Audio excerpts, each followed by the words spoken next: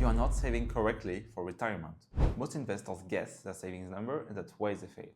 In this video, I'm going to give you the exact 3 steps that the best advisors use to calculate your retirement numbers and hit them with virtual certainty. In case you don't know me, my name is Romain. I'm an ex-finance professional and I left the industry to focus on investor education here in Europe. I run a community of 600 investors and my goal with these videos is to empower you to make better financial decisions.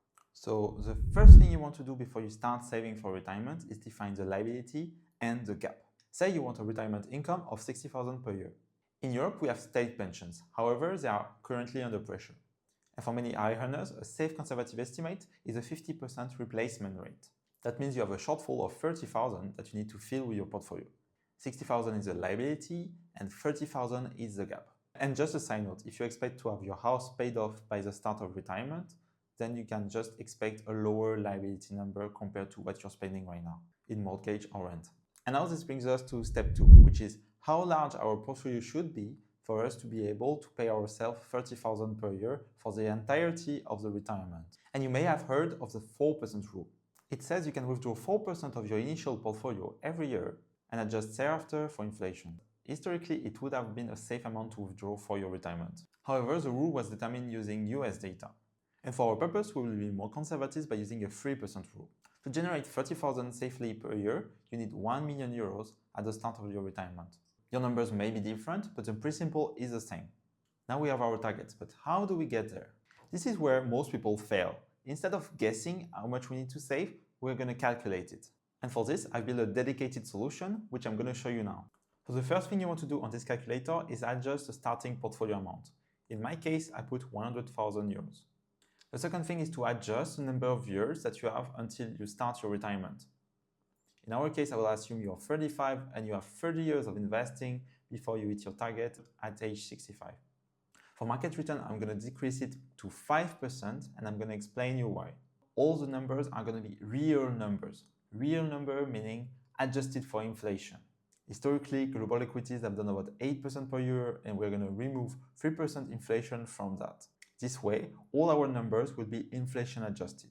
And now back to our calculator, we need to adjust our amount of yearly saving so that that curve is going to go above 1 million.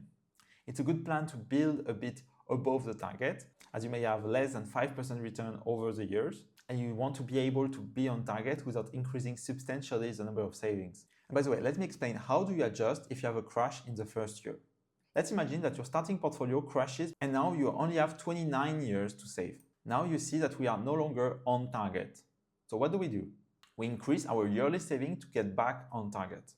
And like this, we have built again a margin of safety. And let's say after 5 years we have done very well. And now we have 200,000, 24 years left remaining to invest. You see that now we are above target. And so now it's okay for us to reduce the yearly saving. And that's it, now you know how to use a calculator. And one note regarding the fee slider, which I haven't changed. This fee slider represents how much in fees you would pay using a normal bank or an insurance product. Usually this product range between 1% or 2% per year in fees.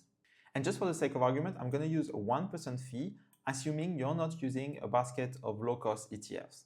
And this 1% fee is now a burden you will have to overcome. And you can actually see how much it costs you, which is 200,000.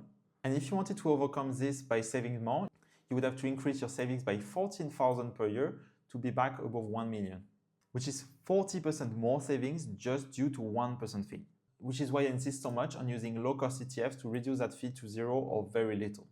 If you want to run these numbers for yourself, I've linked the calculator below. If you're not sure, however, how to build a low-cost ETF portfolio and capture the full return of your investments, I've designed a guide who gives you the blueprint on how to build them. So if you're busy and looking to get started, this is made for you. And of course it's free, so pick it up.